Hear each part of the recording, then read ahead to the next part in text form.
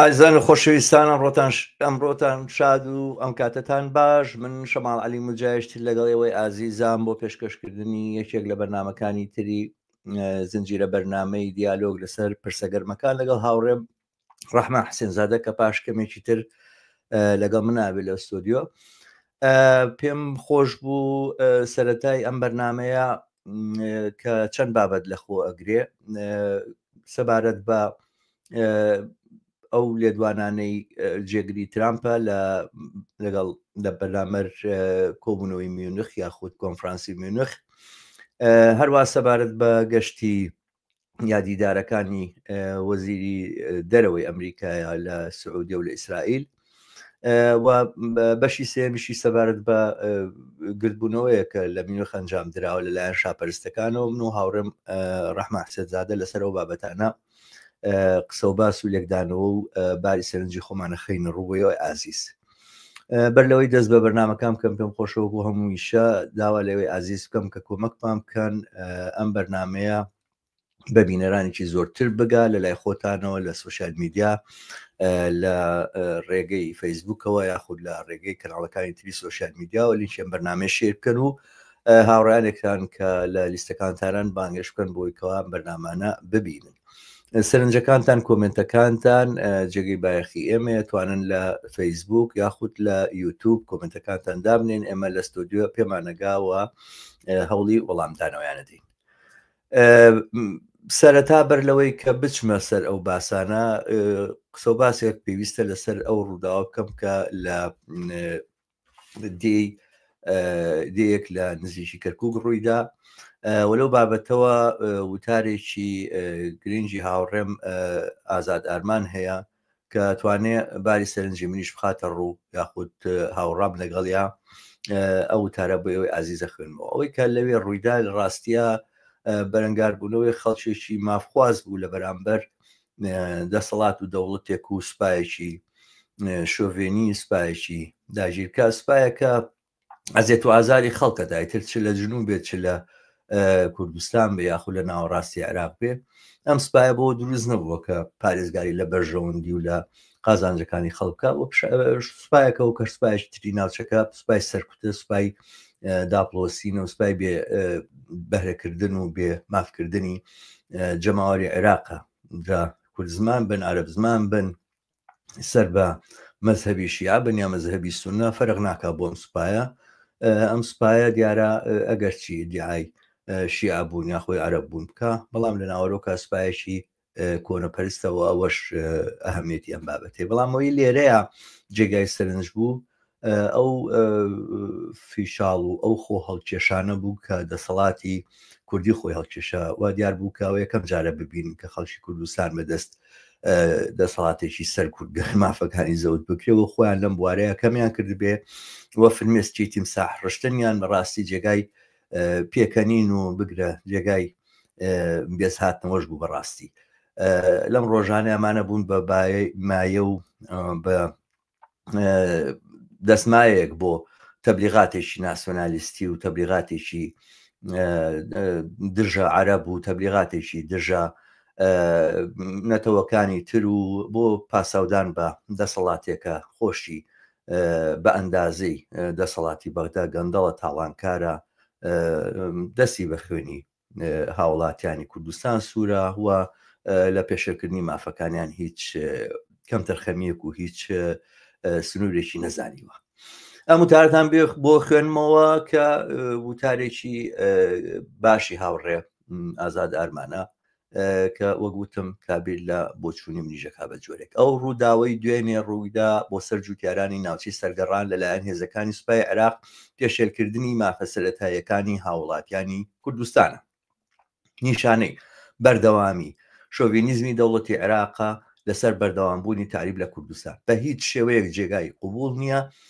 قوبوڵکردنی هەموو تاشێک لە ئێمە دەبێت ئەم سیاسەت و کردەوەیە لە قاوتی. دیارە جوتیارانی ئەم ناوچەی مافی خۆیانە لە کێڵانی زەویەکانیان، بەڵام ئەوەی لە میدیاکانەوە بینیمان کە جێگای هەڵوێستە لەسەرکردنە ئەویژەوەیە دەسەڵاتدارانی هەرێم بە تایبەتیش پارتی و دەستگا ڕاگەندەکان دەیانوێت فرمێسکی تیمساحی بۆ جوتیارانی ناوچەی سەرگەڕان بڕێژن. بەرگریکردنی دەسەڵاتدارانی هەرێم بە دیاریکراوی پارتی لە جوتیارانی کوردستان ڕیاکاری و چەواشەکاریەکی بێپەردەیە خۆکردنە چاوی خەڵکی کوردستانە بە چەندی هۆکار چەواشەکاریە. یەکەم خۆیان بەشێکن لەم حکوومەت و دەسەڵاتە گەندەڵ و ڕزیوەی بەغدا. دووەم لەبەرەوەی خۆیان ڕیسوایی بەردەم خەڵکی کوردستانن دایانەوێت کێشە ئەسڵیەکانی کۆمەلگای کوردستان لە بیری هاوڵاتیانی کوردستان بەرنەوە وێنەکە بگوازنەوە بە شوێنێکی تر. سێیەم پرسی هەڵبژاردن لە عێراقدا لە گۆڕێدا دایانەوێت بە هەست و سۆزی ناسیۆنالیستی کێروی ڕوو لە داکشانی جەماوەریان بەرز بکەنەوە و هاوڵاتیانی کوردستان لە هەڵبژاردنە دەنگیان پێ بدەن. چوارەم دەسەڵاتێک باس لە بەرگری لە جوتیاران دەکات کە خۆی لە 30 ساڵی ڕابردوودا سەدان پێشێرکاری و سەرکوت و زیندانی و تیرۆری ئەنجامداوە نوێترین وێنە جوانەکانی ئەم دەسەڵاتە هێرشی دەستگا سەرکوتگەرەکانی پارتی بۆ سەر مامۆستایان بوو لە دێکەڵا. پێنجەم هەموو خەڵکی کوردستان باش لە بیریانە پارتی چی بە خۆپیشاندانی مامۆستایان کرد لە ناو پایتەختی کوردستان. کاک محەممەدی چالاگوان کە دوێ نەکەوتە بەر هێرشی سوپای عێراق هەر ئەم کاک محەممەدە یەکێک بوو لەوانەی لە خۆپیشاندانەکانی هەولێر هێرش کرایە سەری. شەشەم تۆش دەتوانی چەندین پێشێرکاری و سەرکوتی دەستگا سەرکوتگەرەکانی پارتی و یەکێتی بژمێریت باز لە چەواشەکاریەکانیان بکەیت. ئەوەی دوێنێ لە سەرگەڕان لەلایەن ڕژێمی عێراق هێرش کرایە سەر جوتیارانی سەرگەڕان لەگەڵ ئەوانەی لە کوردستان کراوە لەلایەن دەسەڵاتدارانی هەرێم دوو دیوی یەک پارەن و تەواوکەری یەکترن. لە کۆتاییدا دەمێتەوە بڵێم داگیرکاری و هێرشی دەوڵەتی شۆڤینیزمی عێراق بە هەست و سۆز و ختوکەی ناسیۆنالیزمی کوردی وەڵام وەرناگرێتەوە. مێژووی زیاتر لە 7 دەیەی ڕابردووی پارتی و یەکێتی باشترین ئەزمون و دەرس و وانەی مێژووین بۆ خەڵکی کوردستان. دەستی هاوڕێ ئازادارمان خۆش بە منیژەوە بڵێم بۆ بینەرانێکمان کە لە کوردستانی ئێرانەوە بینەرماننەوە باش بزانن هەروانەی ئەمڕۆ یاری بە هەستی ناسیۆنالیستانی ئێواکەن ئەگەر زۆر لە پارتی وێکێتی خراپتر نابن هەرگیز لەوان باشتر نابن. ئەمانە بەشێکن لە چینی دەسەڵاتدارانی کوردستان چینی سەرمایهداری کوردستان و هەر کار ئەو کاتی کە دەسەڵاتیان گرت جگەلەوەی کە سەروەت و سامانی کۆمەلگا تاوانەکەن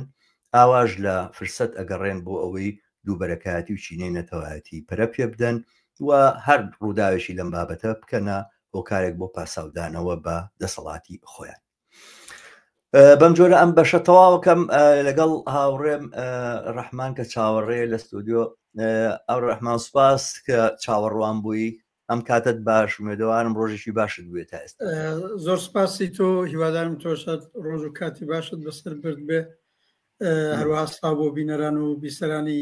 بەرنامەکەمان دەسێدی هاوڕێ ئازادارمانش خۆش بێ نووسراوەکەی کورت و پوخت و ڕۆشن بۆ منیش کە هەم ئەو ڕووداوەم دیتۆ هەم ئەڵانە و تارشم بیست هەرەوەی بڵێن کردەوەیەکی زۆر قیزەوەنی ئەرتشی ڕژیمی ئێستای بەغدا بوو جێگای مەحکومیەتە قسەیەکی زیاتریانە کەم فەرم و بابچینە سەر بابەتەکە. زۆر باشە کەوابێ لە بەشی یەکەمی باسەکانمانەوە دەست پێ بکەین کە دەربارەی کۆنفرانسی ئاسایشی مینوخ و گوتاری فاشیستانی ترامپە پێش ئەوەی کە بچینە سەر قسە و باسەکان دووبارە داوا لە هاوڕێیانی ئازیزەکەم ئەگەر تا سەنیان کردووە کەناڵی یوتیوبی هیوا لایک و سەبسکرایب بکەن و بە دۆست و ئاشنانی خۆتانی بناسیێنن هەڵیژبان لینکیان بەرنامەیە بۆ دۆستان و ئاشنایانتان بنێرن تا بیرانێکی زۆرتر بینێک ڕاستەوخۆی بەرنامەکان بن. کۆمنتەکانتان گرنگن بایەخیان پێدەین پرسیار بن وەڵامیانە دەینەوە سەرنج بن ئەیانخینە ڕوو وەڕەخنەش بن هەروە ئەیان خینە سەرسەر و وەڵامیانە دەینەوە. بەڵێ هاوڕێ ڕەحمان من ڕاستی ئەم کۆنفرانسەی ئاسایشی میونخ خۆی ناتوانێت لە خۆیان وەرچەرخانێکی گەورە بێت بەڵام ڕاستی نیشانەی وەرچەرخانێکی گەورەی لە سیاسەتی دنیاە بە بڕوای من یعنی ئەمەی کە سەرۆشی ئەمریکا هاوپەیمانی ناو ناتۆی سەرانی ئەوروپا بێ لە بەردەم کۆنفرانسی میونخە کۆنفرانسێکی ئەمنی و بۆ باسکردن لە ئەمنیەتی جیهان تەرخان کراوە لەوێ هیچ نەکا بێ ڕەخنە لە وڵاتانی ئەوروپایی بگرێ و باسیام کە کۆمونیستی کە بڵین دیموکراتێتەکان کێ ماسیتیایە و کەم و کورتیتیایە ئەوانە خۆی لە خۆیان ڕووداوێکی زۆر ناوازە و جێگەی باوەڕ نەبوو کە جێگری ترام شتێکی لەو بابەتە بڵێ جێگەی باوەڕ بوو کە پشت لە ئەوروپا بکەوانە جێگەی باوەڕ بوو جێگەی چاوەڕوانی بوو کە ئەو سیاستانی کە تا ئێستا پیادیان کرد و پیادی بکەن بەڵام ئاوا بێشەرمی ئاوا بە بێدەڕوو دەربایستی لە بەرامبەر کۆنفرانسی ئەوانە دێت بە دێدابنیشە لە باتی باسی جەنگی ئۆکرانیا بکەوە باسی ئەو هەڕەشانە بکە کە لە ئەوروپا لەسەر ئەوروپا هەیە لەسەر دەسەڵاتەکانی بۆژوازی ئەوروپا هەیە لەسەر خەڵکیش نەبێ بێ باسی ئەو کاکە دیموکراسیەکەتان کەم و کورتی هەیە ئەویش قسە لەسەر چیە قسە لەسەر ئەوەیە بۆچی ئەوانەی کە هاوارەکەن کۆچکردووان ماڵیان وێران کردینە بێ بڕۆنەوە بۆ وڵاتەکانی خۆیان بۆچی ئەوانەی تەبلیغاتی ڕاستیستیەکەن ئازادی دەربڕینیان نییە ئەمە قسە و باسی کەسێکە لە دەسەڵاتێک و لە حکومەتێکەوە هاتووە کە لە یەکەمین بڕیارەکانی خۆیان بڕیاریدا هەر خوێنکارێکی خەڵکی دەرەوەی ئەمریکا بێت و لە ئەمریکا ویزی خوێندنی وەرگرت بێت لە یەکێک لە خۆپیشاندانەکانی دژی ئیسرائیلا بەشداری بکات دەم و دەست ئەپێچێتەوە ڕەوانەی وڵاتەکەی خۆیەکرێتەوە ئەمە ئەو کەسانن کە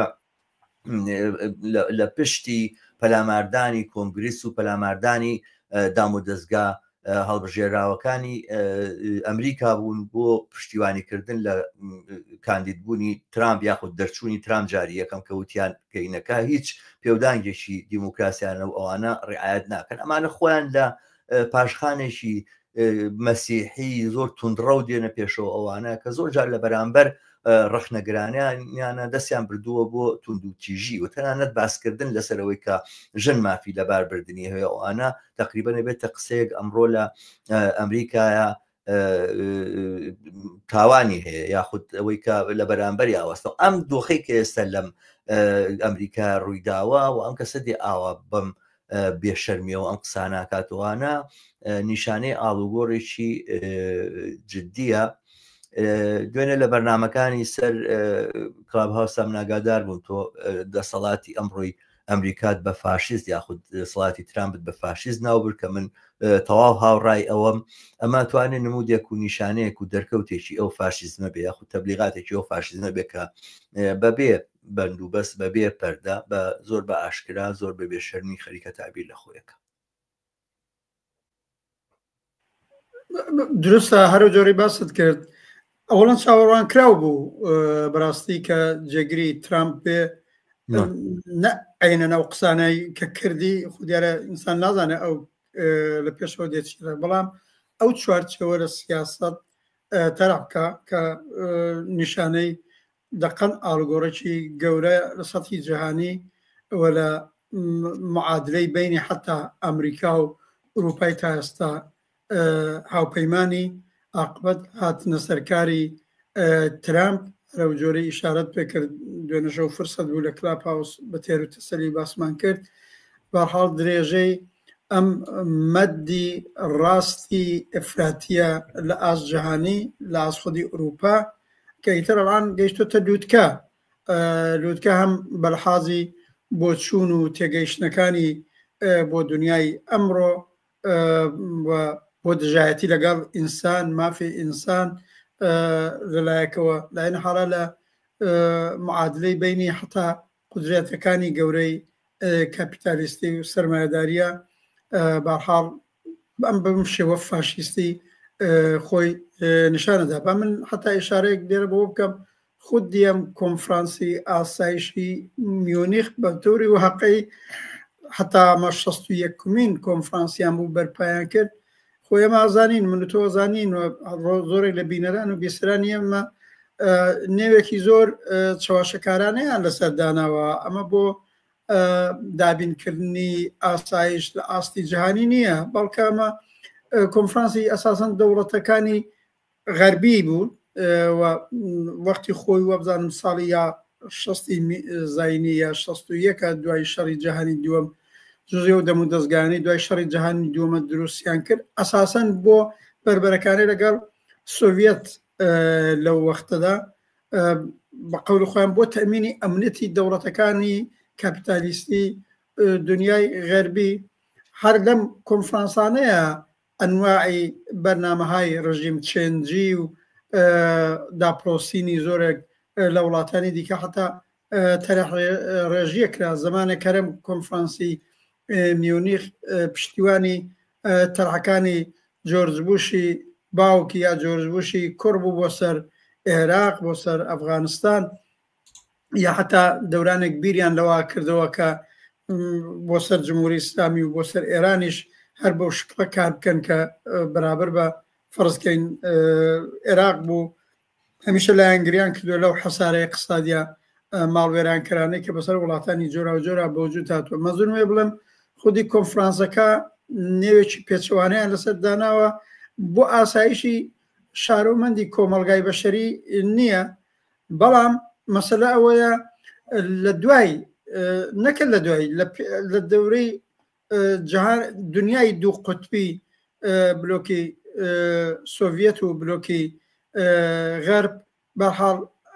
ئەم کۆنفرانسە هاوپەیوانیەکی قەوی بینی ئەمریکا دەوڵەتی ئەمریکا و دەوڵەتانی ئوروپایی وجودی بووە. ناتۆ بۆ خۆی جگایەک بۆ هەموو ساڵی هاتووە، هەروەک ئەم ساڵێک دەبیرکولی ناتۆ هاتووە سعی کردووە لە کۆنفرانسی میونیخای یەک پارچەگی خۆی زیاتر بەرجەستە کاتەوە بەرابەر بە نارەکانی. بەڵام ئەوەی کاڵم چاوەڕوان کراوە بوو ئەوش ئەوەیە ترامپ و سیاسەتەکانی ناکۆچی خۆی لەگەڵ هاوپەیمانانی پێشووی ئەمریکا لە ئوروپا هەیە، ئیتر جێگرەکەی هات بە قەولی تۆ بە دروست بە ئەو پەڕی بێشەرمی و باسێکرا ئەوەی چاوەڕوان نەکراوە بوو بەو ئەدەبیاتە بەو جۆرە قسەکردنە لەنێو ئەم هەموو گیر و گرفتەی ئێستای دنیادا قامەکدانان لەسەر ناکۆچیەکانی خۆی لەگەڵ مەسەلەن دەوڵەتی ئاڵمان، دەوڵەتانی ئوروپایی و بە تایبەت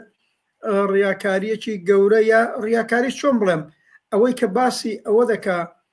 مەسەلەن ئازادی ڕادەربڕین نییە، تۆژ ئشارەت پێکرد ئەو منزوری ئەوەیە بۆ ئازادی ڕادەربڕین یا ڕادەربڕینیش تازە ئازادیان هەیە، ئازادی کردەوە ئازادی ئەمەل بۆ جەریاناتی ڕاسیستی و فاشیستی بە تەواوەتی نییە، دەناخۆ بە دەرەجێک بوویان هەڵانەوە مەسەن هەفتەی داهاتوو هەر لە خودی ئاڵمان هەفتەی داهاتوو نا چەند ڕۆژی داهاتوو انتخابات دەبێ لەوێنە لەستاوە معلوم ماڵن حزبی ڕاستی فاشیستی زۆر بەهێزترە بێ، ینی معنایەوە پەزەوە حزبە قانونیە، حزبە هەڵسوڕانی هەیە، ئەوە کەمپینی انتخاباتی هەیە هەرێستا لە نێو پارلەمان و ڕایشتاکەکەی ئاڵمانە بەسەرە بە. بەڵام هەرم ترامپی فاشیست یا دەوڵەتی فاشیستی ترامپ ئەمەی پێ کافی نییە، پێی وایە بێ ڕێگادەستی تەواو بکرێتەوە بۆ جەریاناتی ڕاست و فاشیست و ئەڵبەتە ڕاستەکەی ئەسەن ڕیاکاریەکەی لێدە ئەزانە نەمانە ئەخۆ بیر و باوەڕیان بڵاوەکەنەوە کەمپینی انتخابەتە بەم جۆرەیانەوێ حمایەتیان بکەن، پشتیوانیان لێ بکەن، بەهێزیان بکەنەوە بوو پێشووتر ئیلان ماسک بەرحاڵ دەخاڵەتی کردبوو هەر لەم پرۆسەی انتخاباتی ئاڵمان هەرەبینی ئەم ڤەنس دوای ئەم قسە توندوتیژەی بەرابەر بە دەوڵەتانی ئوروپایی کردی دیداری مەسەلەن لەگەڵ فەرزکەین سەدرە عەزەمی ئاڵمان نەکرد بە یەکسەرە چووە لەگەڵ خودی ئەو کەسەی کە نەفەری یەکەمی حزبی ڕاست و فاشیستی ئاڵمانە ئەوی دیوە بۆچی بۆ بەهێزکردنی پایگای فاشیزم لە ئوروپا، چون ئەوان احتیاجیان بە هەمپەیمانی ڕاسیستی و بە هەمپەیمانی فاشیستی هەیە بۆ ئەو پرۆژانەی لە ئاستی دنیاە ئەیانەوە بیبنەوە پێشەوە. و ئاخرین قسم بەوە تەواوکەم لەم بەشەیە دیموکراسی هەر ئەمەیە، ئەمەی کە وان ساتوە ئیدعایەکە یا حتا مقابلەکانی ئەڵەنوانیە بەرحاڵ ئەگەر گەندەڵیە گەبینرێ گەندەڵی خودی دموکراسیە. زۆر کەس ئێستا لە دنیادا زۆر کەسی کە ئینسانی باشن یا بۆچوونی لەوانەیە مثبەتیشیان بۆ ڕووداوەکان لە دنیا بێ ئێستا کوێ ئەو وەهمە هەیە کە گویا دموکراسی ئەو چەمکەیە کە ئازادی ئینسانی تایە لە سوورەتەکە ئێمە بینین هەموو ئەم کارانەی دەوڵەتانێک کە جزوی ناتۆن بە ئەرتەشەکەیانەوە هەر خودی ئیسرائیلە کە ئەم فاشیزمەی لە قەدیمەوە بەڵام بەتایبەت لەم 15 مانگەیە بەڕێوە بردووە بە تەوری واقعی دەوڵەتەکەی و جنابی نەتانیاهو نەتیجەی بە قەولی خۆیان دموکراسی پارلەمانی و انتخابات دەکەن و دێنە سەرکار و لە عینە حاڵاکە دەستوری کوشتاری بە کۆمەڵ لە غەزادا لەولاشەوە بانگیش یەکەن بۆ دادگا و محاکمەش یەکەن ئەمە نمایشی دموکراسیەکانە لەم نەتیجەیە کە من لێگرم گەندەڵی خودی دموکراسیە مایە پوچی خودی دموکراسیە دموکراسی هاوتەریبی ئەوەی ئێمە پێیاڵێن ئازادی ئینسانەکان ئازادی ڕادەربرین ئازادی کردەوە ئازادی بێ قەید و شەرت بۆ ئینسانەکان لەگەڵەوە فەرقی زۆرە بە هەر حاڵەوەشی کە لەم قسانەیە ئەخوێنرایەوە یانەوەی کە لە پشتی ئەم بابەتانەوە بوو کە جێگری ترامپ بوتی دواتر ئەو هەوڵانەی کە ترامپ ئەیدا بۆ ئاژبوونەوە لەگەڵ پۆتیناوە بۆ پشتچۆڵکردنی ئەوروپا و تەنانەت بۆ ئیهمالکردنی ئەوروپا بۆ بە پشتگوێخستنی ئەوروپا لە دانوستان و گفتوگۆکانیان لەگەڵ رووسیا و لەگەڵ پۆتینا بۆ کۆتایی هێنان بە شەڕی ئۆکرانیا زۆر بە بەرجەستەی دەرەکەوێت ینی بە جۆرە لە جۆرەکان ئەم قسانەی کە لێرەیە جێدی بانسکردنی لە ڕاستیە وەک جۆرێک کۆتایی هێنان بوو بە ئەو پەیمانەیە یاخود سەرەتای بەڕاستی پەلامارێکە بۆ سەر ئەوروپا ئەم پەلامارش بۆ سەر ئەوروپا سەبارەت بەوە نییە ئەوروپایشی سەرمایهداریە وەکو خۆیان ئەڵێن پارەمان لێ ئەخۆن و قۆڵیان بڕێوین و گوایە شتمان لێ ناکڕن شتمان زۆر پێفرۆشن و ئەم شتانەی کە ترامپێڵێ زۆرتر ترامپ و هەروە پۆتین و هەروە زۆرێکی تریش لەمانەی کە نەتوانین لە بەرەی فاشیزمی دنیاە کۆیان کەینەوە لەو کەمە ماف و لەو تۆزە بڵین بەها و ئیدعاەنە بێزار و بێتاقەتن کە هێشتا لە ئەوروپا ئەسەریان ماوە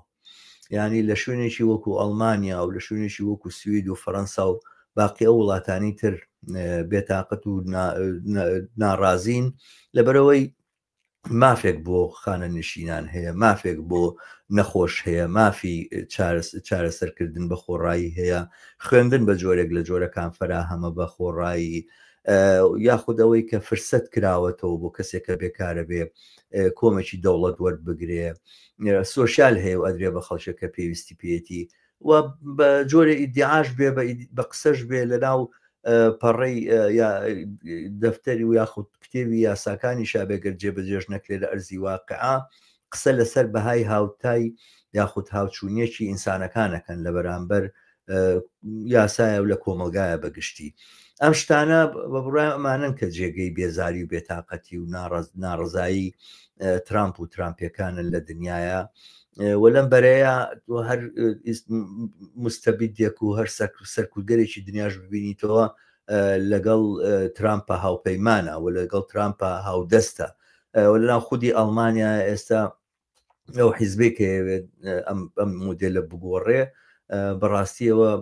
دەست بە پشتیان هێندرێ لایەن دەسەڵاتی ئەمریکاوە باسەکە تەنها لەسەر مەسایلی ئەمنیە تەداخلیی ڕاستە و خۆیە لە سیاسەتی ئەوروپای بەباری مەحرومکردنی زیاتری خەڵک وە سڕینەوەی هەموو ئاسەوارەکانی ئەو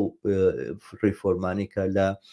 دەیەکانی دوای شەڕی جیهانی دووەمە بەسەر زۆرێک لە وڵاتەکانی ئەوروپا سەپا ئەمە بەڕاستی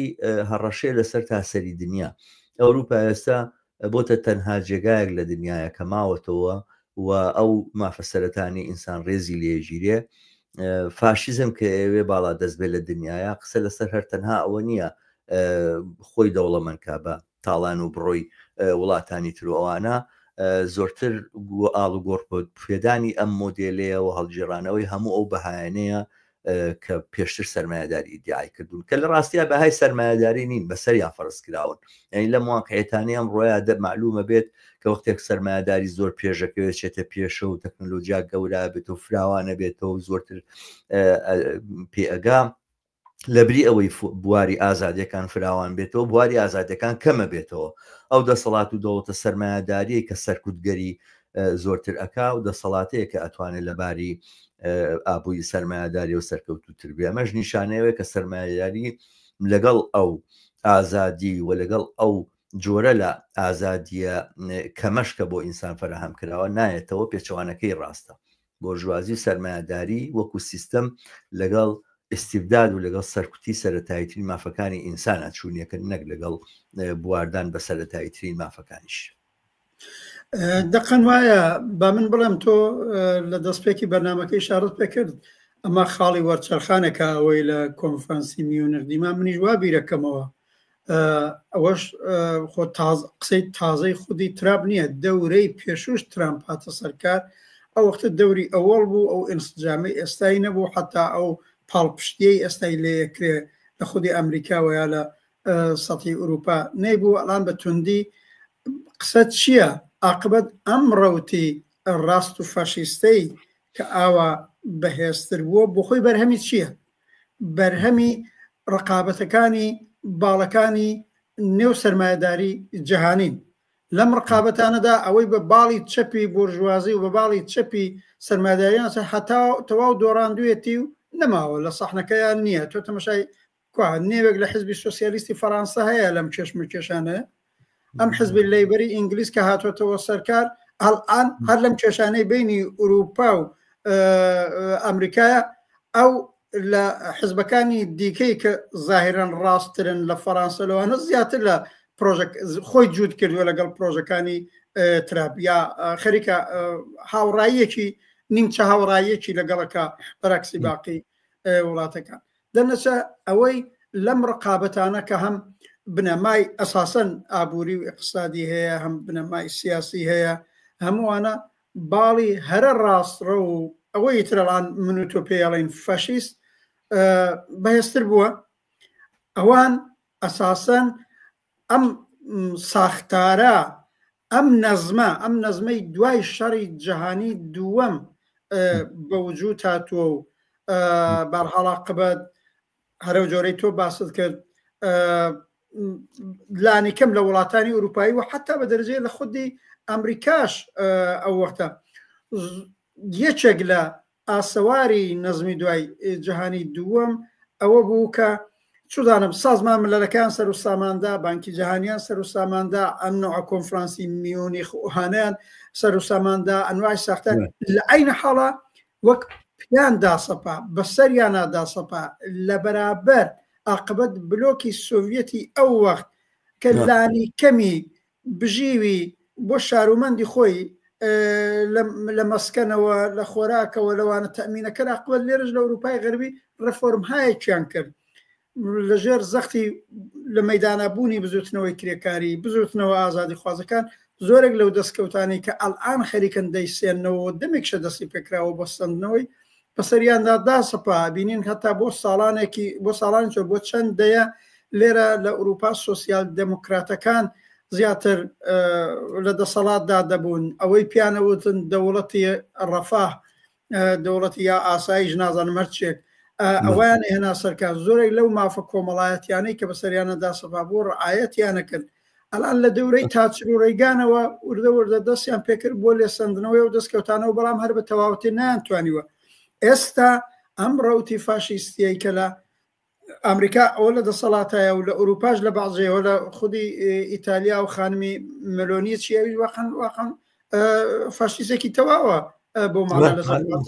نەوەی مۆسولینیە تاوجەی من بیستمە نادام چەنە ڕاستە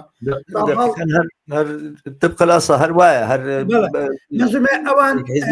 بەشێک تاوجگەی بە کۆمەلگا بگەڕێتەوە بەڵێ هەموو ئەو دەستکەوتانە بسێنەوە جا کێشەیان چیە لەگەڵ دەوڵەتەکانی ئێستای ئوروپایی ئەوان ئەم نەزمەی دوای شەڕی جەهانی دووەم ئەم ساختارانە ئەم دەم و دەستگایانە ئەم ئێتلافە حتا ئوروپایی یا بە ئوروپا و ئەمریکایە ئەمانیان قبول نییە یانوێ بیگۆڕن مەسەن تۆ بینی هەرەوەی نمونەی لە کۆنفرانسی محیتی زیست دێتە دەرەی ئەمریکا یا مەسەن نمونەیەک عاقبەت پەرچەمێکی زۆری ئەم وڵاتانی ڕۆژاوایی ئەوەی حقوقی بەشەر بوو ئێستا ئەوەی ترامپ و دەوڵەتەکەی قسەی لێ ناکات نەبووە نێو خۆی ئەمریکا نەبووە دەرەوە باسی حقوقی بەشەر مەسەن بۆ نمونە بڵێم هەموو ساڵێک دەوڵەتی ئەمریکا جزئی ئەو دەوڵەتانە بۆ کۆمسیۆنێکی حقوق بەشەری سازمانی ملل هەیە ساڵانە بیلانە گەلامەکە و حکمە گەلامەکە لە مەوردی وڵاتانی جۆرا و جۆرەوە کە حقوقی بەشەر چۆن بۆ وەت جملە لە نێویدا هەموو ساڵێ جمهوری ئیسلامی محکوم کراوە بۆی کە حقوقی بەشەر ڕعایەت ناکات. 2 هەفتە لەوە پێش بۆ یەکەم جار دەوڵەتی ئەمریکا ڕێی نەدا ڕێی نەدا بۆی جمهور وەلا بە کێشەشان ڕێی نەدا کە جمهوری ئیسلامی هینە حقوقی بەشەر ڕعایەت نەکات تا ئەو جێگە دەنچە قسەوەیە دەنەچە منیش پێم وایە وەرچەرخانە ئاڵوگۆڕەکە لە نەزمی جیهانی چەندە بۆیان نەچێتە پێشێ بەستەجی ئەبێ ڕەوتی ڕووداوەکان پەیگیریکەین و بەستەجی بۆیە ئایا بەرهەڵسکاری ئەبێ لە خودی ئەمریکا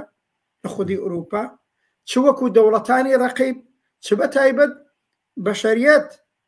چینی کرێکار خەڵکی ئازادی خواست حتا مهاجر و پەناهەندا کاڵان فاشیزمی ترامپی ئاوا خۆی نیشانەدا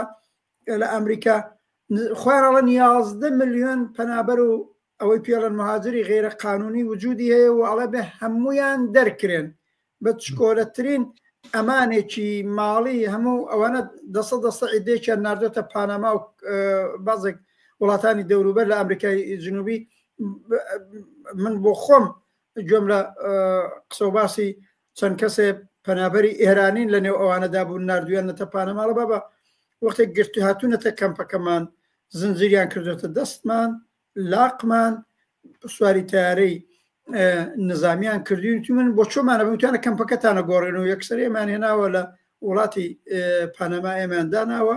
بەبێ هەجنەوە ئەمانێک دەوڵەتی پاناما ژەڵەت تا 6 هەفتەی تر فرسەتان هەیە بێ خۆتان بگەێنەوە مەسەن تۆ لێوە بگەیەوە ئێران دەنەچم منزورمەیە بڵێم بەم جۆرە ئایا خودیم کۆمەڵگایە لە پەنابەر و مەهاجریەوە گرتوێتی لە خەڵکی حەقخوازیەوە گرتوێتی لە ئەمریکا لە ئوروپا من پێم وابێ ئەم وەزە ئاوا ناچێتە پێشە دێنە دەنگ لە بەرابەر ئەم ڕۆتە ئەبێ ڕاوەستاویەک وجودی بێت دەنا ئەوانەیانوێ بەڵاو نەزمە بگۆڕن ئەو نەزمە خۆ من تۆ زۆر مدافعی نەزمی دوای شەڕی جیهانی دووەم نین پێشمانلیستە بەڵام عاقبەت تەفاوەتی بینی نەزمێکە فاشیستەکانیانەوێت دایسەپێنن لەگەڵ نەزمێک کە دوای شەڕی جیهانی دووەم بە قەولی خۆیان لیبرالەکان لیبرال دموکراسی تحمیل کردووە فەرقی هەیە نەزمێک کە هیتلێر ئەیویست بەسەر دنیاە داسەپێنێ لەگەڵ نەزمێک کە دوای شکستی هیتلێر دایان مسلاندووە فەرقی هەیە ئینسان ئەو فەرقانە ئەبینێ ئاخبەت دوای شەڕی جیهانی مەسەرکەوتنێکی تۆزێ دواکەوتوو یان تۆزێک متەئەخیری بەڕاستی هیتلەرە بەسەر جیهانی دووەمە من مثالەکەمەوە بوو ئەگەر هیتلێر فەرزکەی ئەساسەن لەگەڵ یەهودیەکان لە خودی ئاڵمان کەوتووە شەڕ و نردنی بۆ ئەو کەمپانە و بۆ ئاشوێز و بە ئەلان خودی ترامپ تو بەجێ یەهودی بنووسە مەهاجر بنووسە پەنابەر عاقبەت واکە وەرگەڵ خەڵکانی دیکەیا لەگەڵ نەیارانی خۆی خودی ترامپ و دەستگاکە ڕێکاری لە دفاع لە ئازادی بەیان وەقی ئەو هەر ئەلان نەیارانی خۆی لە هەموو ئیمکاناتێکیان لێ مەحدود دەکاتەوە وتم دیوارە ئینسان مەجبورە بێ جۆ بایدنێکە بۆ خۆی لە ڕاستی دەوڵەتی ئەمپریالیستی ئەمریکا بۆ هیچ جێگای دیفاعی منوتۆنی و بەتایبەت بە و دفاعی کە لە فاشیزمی ئیسرائیل کردی لە شازمانی ڕابردووە بەڵام وەک چونکی خۆی بە نەیاری خۆی زانێت ترامپ لە کاخی لە کۆشکی سپیچ کە چۆتە دەرێ لە زۆرە لە حقوقی ئەوەی ڕێی جمهورەکان مەسەلەن ئیمکانیان هەیە ڕێی جمهورەکانی کە ئەشتنە کەنار وا دیارە تا ماوەیە کە تا هەروەختەکە ئیمکانیان هەیە دەستیان بگا بە بەعضێک زانیاری ئەمنیەتی وڵاتەکە ئەوەی لێستەندەوە ینی مەزومێ ئەوەی لەگەڵ نەیارانی خۆی وە ڕەفتارەکە درۆینە بەڵێ ئەمە حەولدانە بۆ نەزمێکی تەواو فاشیستی بەسەر دنیاە دایسەپێن هەندێک پرسیاری گرنگ هاتوونێکیانم هاوڕێ هەرژینی نایڵێ هەڕەشەی فاشستەکان بۆ یەکتری چمانە دەبەخشێ ئایا شەڕێکی ترسناک لە ئەوروپا دروست دەبێت یان ئایا ئەمە بەس شەڕێکی میدیاییە وەروە هاوڕان تاوان ئاورانێکی تری شەر هاوڕێ ئامر سابریش دەستخۆشایی نردۆ سپاسێکەین هاوڕێ ئاسۆزەندی شەروە سڵاو لە ئێوەش هاوڕێیان هەژیر و ئامر و ئاسۆ کە تا ئێستا کومنت و ئەوانیان نووسیوە پرسیارێکی تر کە هاوڕێ ئاسۆ کردوێتیڵێ ئایا ئەوروپا ڕۆڵی نییە لە بەنزین پێداکردنی ئاگرەکەی جەنگی ئۆکرانیا و رووسیا ئایا ترامپ بە هەموو خراپەکەی و بازرگانی بە پرۆسی ئاشتی وە خراپە گەر ئەم جەنگە ڕابگرێ. من پێ خۆشە سەرەتا جوابێکی ئەم ئینە بەمەوە بەڕاستی من هەر جۆرێک کە قسە لەسەرەوە کرێکی ئاگری کردووە شێڕ بەنزێنی کردووە بە ئاگرەکەی شەڕی ئۆکرانیا ئەوانە بە جۆر لە جۆرەکان من والەیەکە وابی بکەمەوە کە خەریکە ئەو کاری کە پۆتین کردوێتی ئەخرێتە ژێپرسیارەوە یاخود تەبریرێکی بۆ دانرێ یاخود ئەوترێ بوون منە ئەگەروانە وایە ئاوای ناکرد مەسەن ئاسایشی نەتەوەی رووسیا شتێکی گرنگ و مهمە من هیچ جەمانە بە گرنگ نازانم جێشێکی فراوان و پڕچەک هاتووە پەلاماری وڵاتێکی داوە بۆ ئیتر بۆمبارانیە کاوە تا ئێستا نزیکەی ملیۆنی خەڵک لەم شەڕەیە کوژراوە ئەو کەسێک کە شەڕەکەی دەست پێ کرد و تەقەی یەکەمی کردو ئەوانە پۆتین بوو بەرحاڵ ئەمەی کە بانزین کراوە بە ئاگرا یاخودهینا کەسە خۆی ئاگرەکەی هەڵگیرسانوە و ئەمە مەسئولیەکەموانەوە بڕای من هەر جۆرێک لە جۆرەکان قسەکردن لەسەرەوەی بەژەوەندەکانی ئەوروپا چیە لەم شەڕێ ئاگە دیارە بەژەوەندی هەموو دنیای تایە خۆگەر هەموو دنیا بە جۆر لە جۆرەکان بیانیستە ئاشتی بەرقەرارکردنەوەوانە توانی نێڵە نەم شەڕە ڕووبدا بەڵام ئەوەی کە ئەم شەڕا ئەوروپا بەنزینی پیاکردو ئێستا هەڵوێستەکەی ترامپەوەیەکەم جەنگە ڕاگرێ بە بڕای من بە جۆرێک تەسلیمکردنی ئەوروپایە بە پۆتین نەک لە بەرخاتری ئەوەی کە ئەمریکا وە رووسیا ئێستا ڕێکەوتون لەبەرێ ئەمریکا و پۆتین و ترامپ لە یەک قوماشن تەسلیمکردنی ئەوروپا بەدەست پۆتین مەسەلەکان مەسەلە بازرگانی نیە زۆر کەس باسی بازرگانیە کە ترامپ بازرگانیەکەوانە باسەکە لەوە فراوانترە باسەکە باسێکی سیاسیە قسەکە قسەیەکی سیاسیە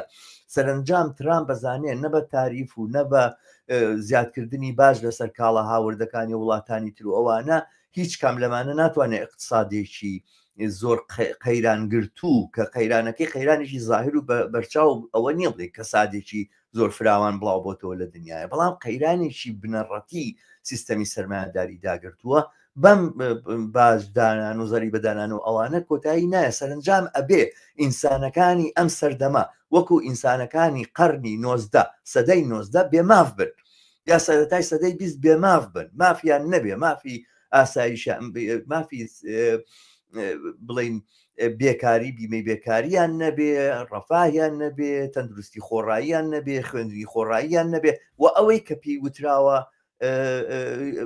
بەها یەکسان بۆ ئینسانەکانەوە نەمە کۆتایی پێبێ جۆرێک دۆخێکی پلە بە پلەکردنی ئینسانەکان دروست بێت و ئەوانە چێ باشترە و چ گروپێک سەرداری و چ گروپێک ژێردەستە و ئەمە وەکو شتێکی تەبیعی و ئاسایی قبول بکرێ ئەوەی کە سەرمایهداری لەم قەیرانە بنەڕەتی و ئەساسی ڕزگارەکە ئەمەیە سەرمایهداریە بێت لە هەموو ئەوانە خۆی دوور خاتەوە کە ئینەوە لەم بینەشاوە پۆتین و ترامپ لە یەک سنگران و ئەو کاری کە ئێستا ترامپی کات و ئەوانە باسکردن لەسەرەوە نییە بۆ فقەیەوە بۆ پارەپیاکردنەوە ئەوانێ ئەساسەن ترامپ لەگەڵ پۆتینە لەگەڵ فاشستەکانی تری دنیاە لەگەڵ سعودیەیە لەگەڵ ئێرانە تەنانەت لەگەڵ ئێرانیشە لەگەڵ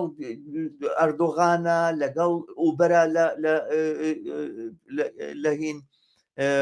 وتم ئوبەر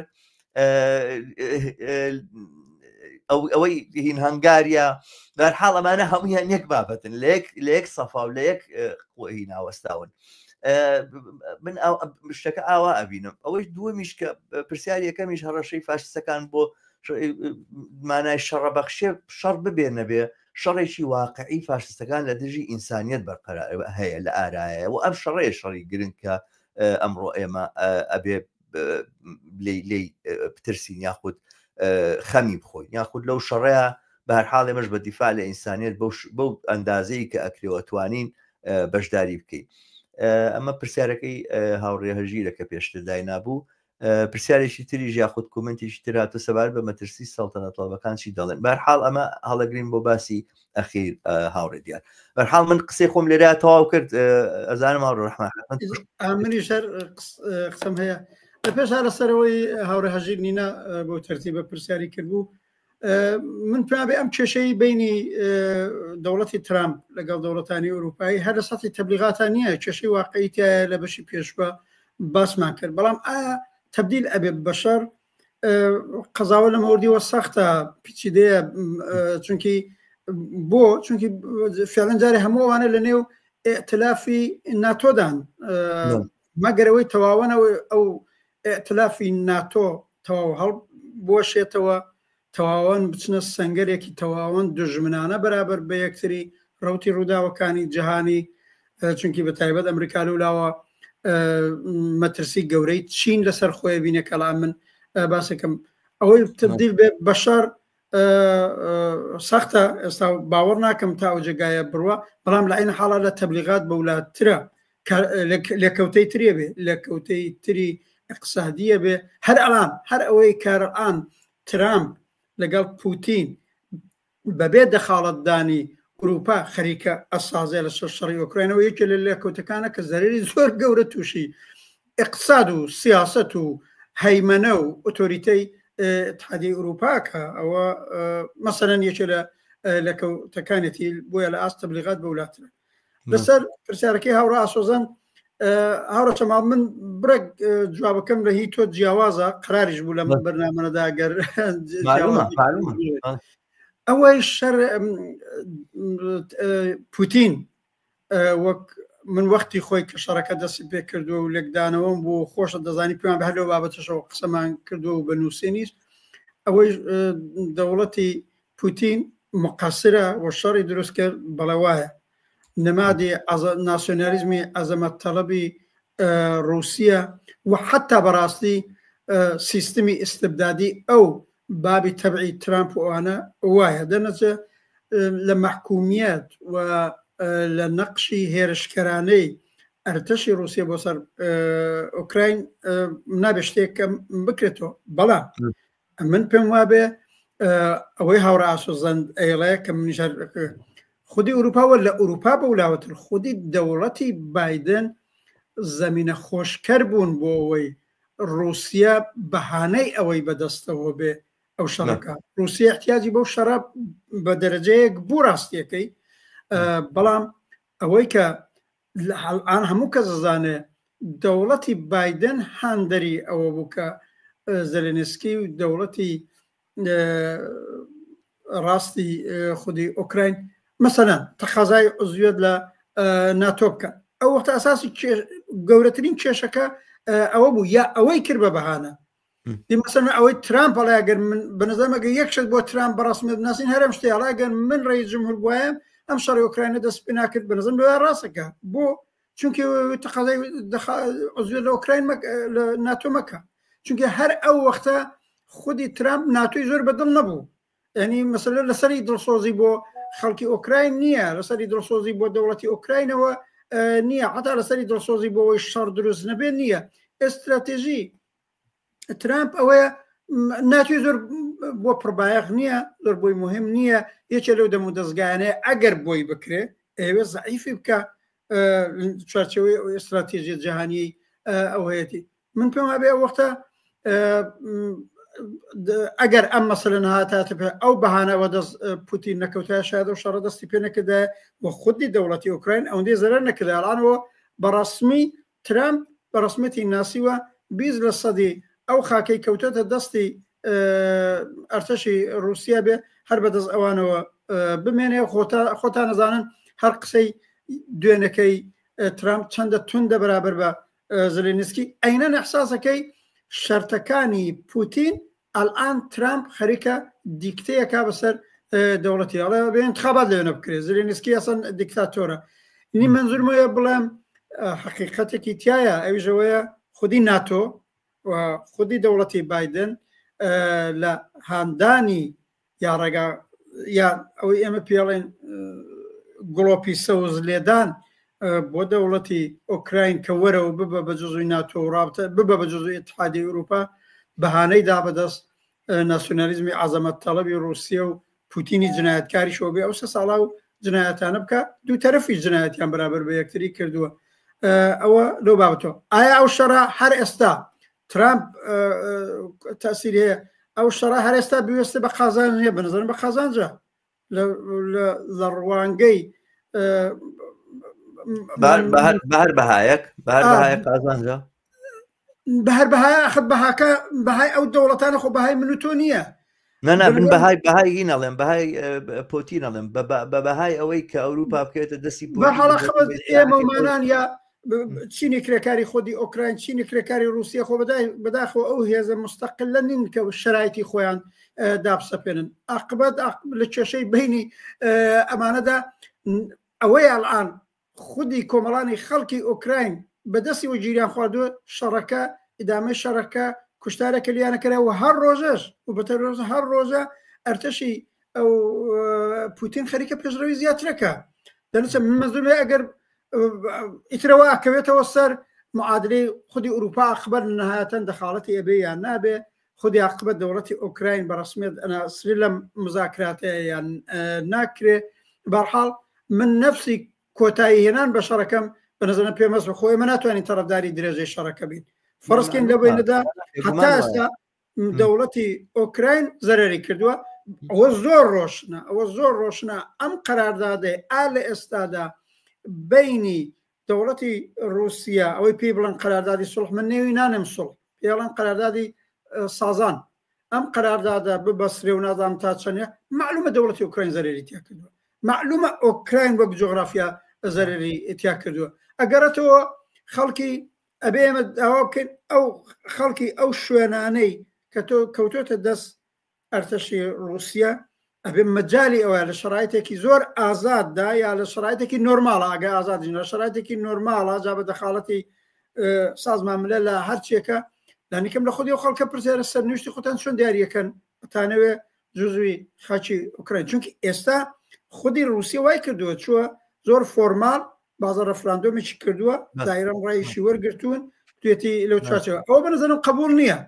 ئەوەی پوتین دایسەپاندووە قبول نییە زۆرە ملی پوتین قبول نییە ئەوانە ئێمە ئەتوانین وەکو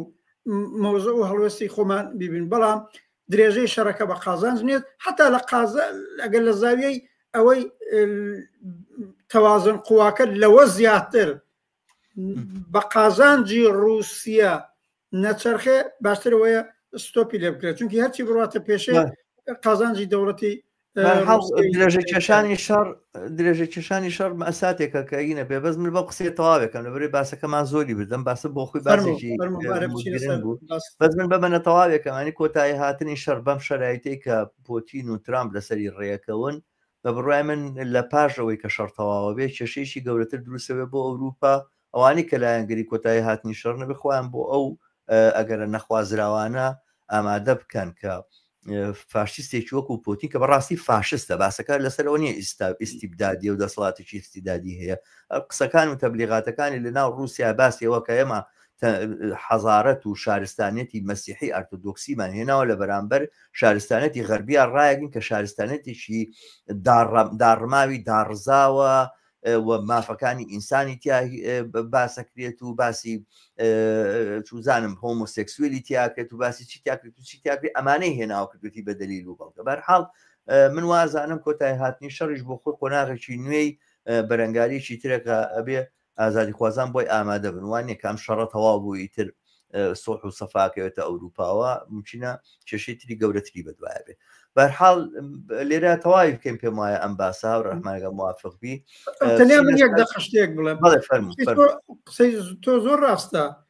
کۆتایی هاتنی ئەم شەڕە هەر ئێستا بە قازانجی پوتین و دەوڵەتی زلهێزی رووسیا دقیقاً پیرۆزیەکە بۆ ئەو واسن بە قازانجی بەشەریەت نییە وەختی خۆی اتفاقاً هەر لە سەرەتای ئەم شەڕانەدا من ئەو وەختە بەش بە حاڵ خۆم هەڵوەستمەوە بووە خوازیاری قەراردادێکی سازش بینە هەردوو لایەن زەرری تیا بکەن هیچ لایەکیان تیا سەر نەکەون نە دەوڵەتی کۆنەپەرستی ئۆکراین نە دەوڵەتی فاشیست و کۆنەپەرستی پوتین قازانجی تیا نەکەن ئەوە نەکرا ڕوتی ڕووداوەکان ڕاشتووە ترامپ کۆمەکی کردووە کە بەتۆری واقعی سەرکەوتنیی گەورە بۆ پوتین مسۆگەر بێ و بە نەزەرم ئەو شتە زۆر ڕاستە عاقبەت بۆ ترامپ ئاوا هاوجوتە لەگەڵ پوتین چونکی بەهاکانیان وەگەکە چونکی ئەرزشەکانیان چونکی بۆ چوونەکانیان بۆ ئەم نەزمی دواتر دەقەن منش پێم وایە ئەوان نەزمی ئستبدادیانەوێ ئەوان ئەم چکۆلەترین ماف و حقوقی بەشەریان نەشیان ناوێ ئیتفاقاً من پێم وابێ ئستراتێژیکتر ترامپ خەریکە تەمەشای ئەوزای ئوروپاکە ئەو ئەگەر قەرار بێ ئوروپایەک فاشیستەکان تیا دەست باڵا بن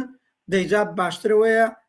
لەگەڵ پوتین هاودەنگ بێ. هەرە ئۆربانی مەجارستان کەویش بە خۆی فاشیستە بە تەوراخەیە خانمی ماریلۆپێن لە فەڕەنسا زۆر تەرەفداری پوتین و دەم و دەستگاوێ بۆ چونکی سیستم و بەهاکانیان وەکو یەکە بێ و ئەوانەوێ.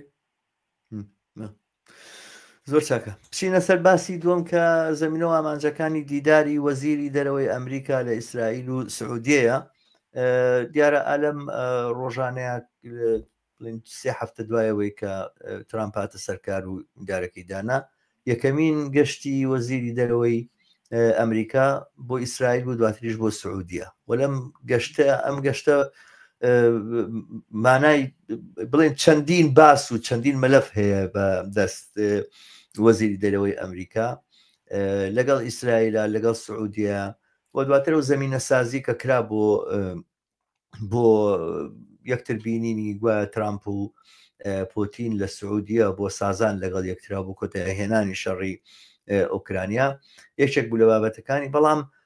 ئەم سەردانە یەکەم سەردانی وەزیری دەرەوەی ئەمریکا بۆ ئیسرائیل زۆر ناوازە نییە، زۆر شتێکی تازە نییە، بەڵام سەرنجڕاکێشە لەم دۆخەیە کە ترامپ باسی کۆسپێکردنی خەڵکی غەزاکات وە لە ئیسرائیلیش تەقلی شادی بۆ ئەم پێشنیاری ترامپ لێ ئەدرێ وەلەو لاوە سعودیە ناڕزایی زۆر زۆر توندی لە بەرامبەرا دەربڕیوە و سەنگەری لە بەرامبەرا گرتووە، وڵاتانی عەرەبی تریش هەروە تەرحەکە بە جۆرێک بێدەنگی لێکراوە. دیارە ئەم سەردانە بۆ جۆرێک سازاندنی ئەم دەوڵەتانەیە بەیەکەوە و دووبارە زەمینە سازیە بۆی کە کێشە و گرفتی فەڵەستین بە جۆرێک بە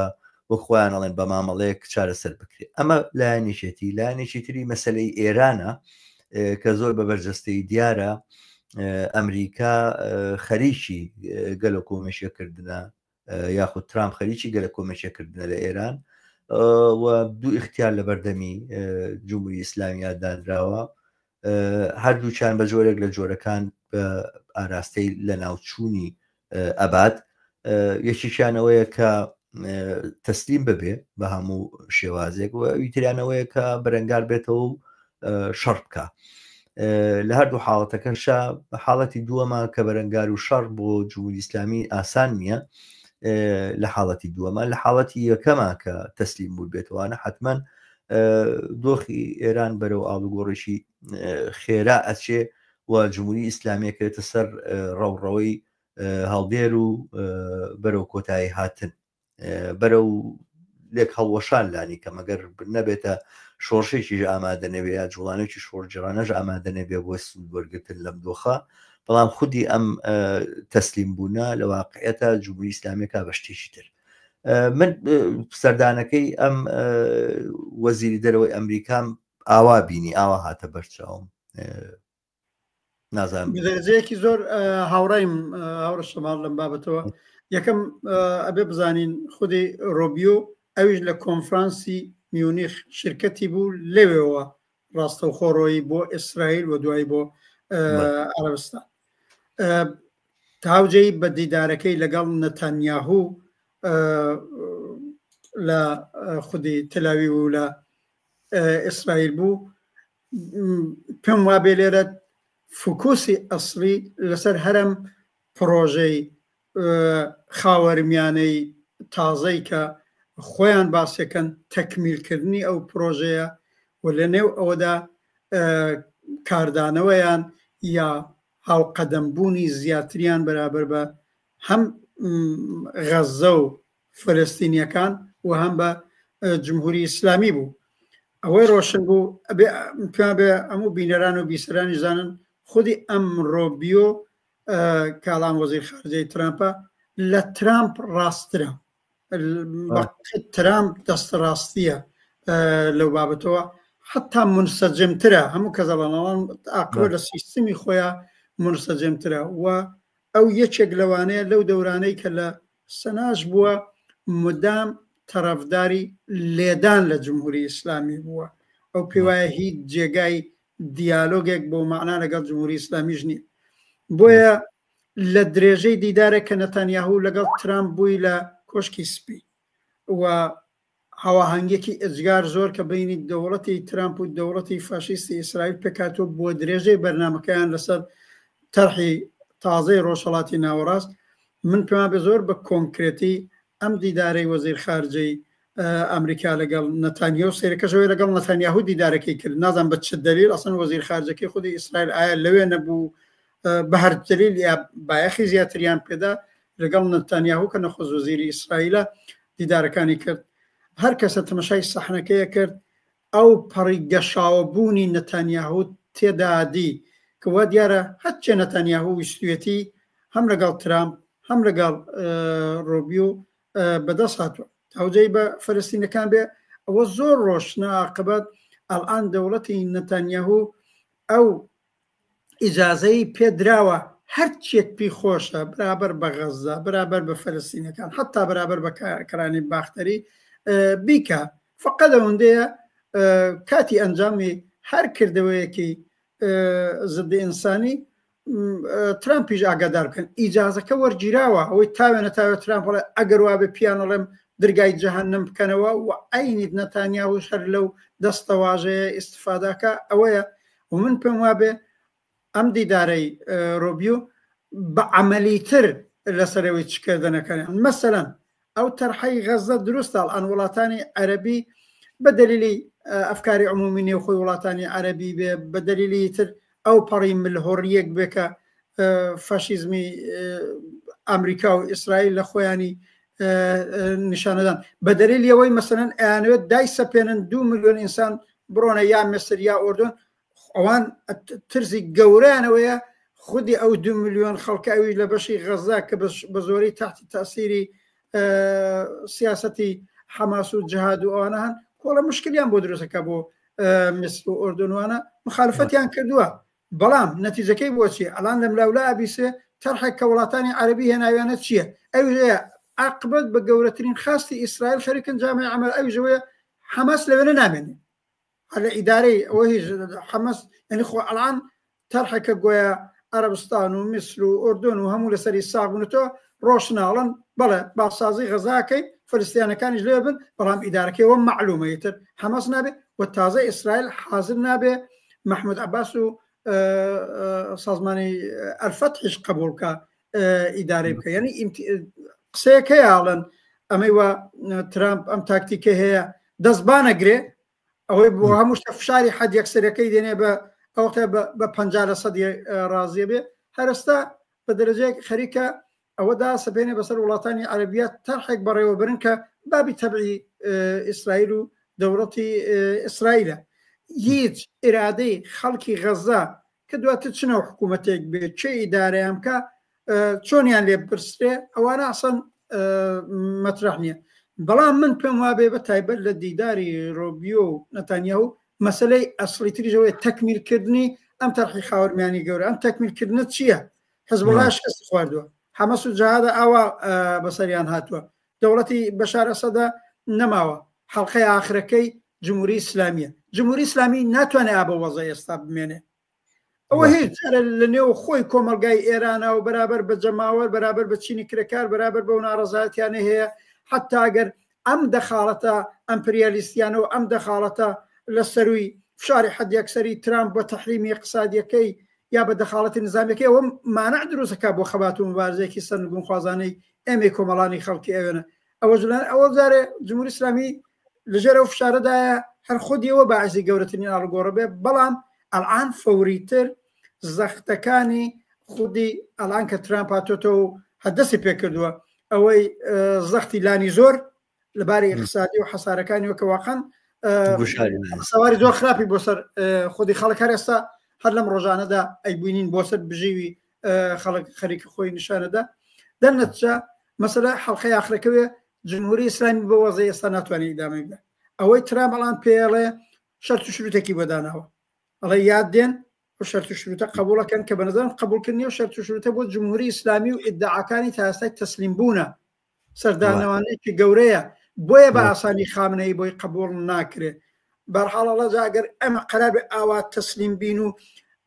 تەسلیم بوونەکەیان ئەسەن ڕواڵەت و ماهیەتی سیاسەتی منتەقەیی و ناوخۆی خودی ئێران ئەگۆڕە جاخوا گوا بێ مقاومەت بکەین باشترە نازانم تا چەندش پیانەکرێت یان ئەوەیە یان ئەو هەڕەشەی کە لەسەریانە کاڵێ بۆمبارانەکردن ترامپ بەم زەقیاڵە ئەڵێ یا وەرەقە کاغەز ئیمزاکەن یا بۆمباران ئێوە لە بینی یا ئیمزاکردنی وەرەقە ئەینێ قسەی خۆیەت یعنی منکەوانێت ترجمەیەکەوە ئەڵێ یا وەرەقی کاغەز کە مەزۆری قەراردادینە یا وەرقی کاغەز ئیمزاکەن یا بۆم لە بینی بۆمباران و وەرقی کاغەزی چیکان ئیمکەن بە نظرم ئەیکەن و دەوڵەتی ئیسرائیل منتەزری ئەوەیە ئەو وەرەقە کاغەزە ئیمزا نەکرێت لە ساڵهای ساڵەوە بە کۆمەکی ئەمریکا لە مەراکزی هەستەیەکەی بدا مەراکزی هەستەیە ڕەشە ناوێستن دەوری پێش خۆیان یاوداون لە مەراکزی نەوتە دەین لە مەراکزی اقتصادیە دەین بۆی تەواوان فرەجێکین لە بیرمان بێ هاو زەمان لەگەڵەوەی یعنی تیارەکەی کە ڕۆبیۆی گەیاندا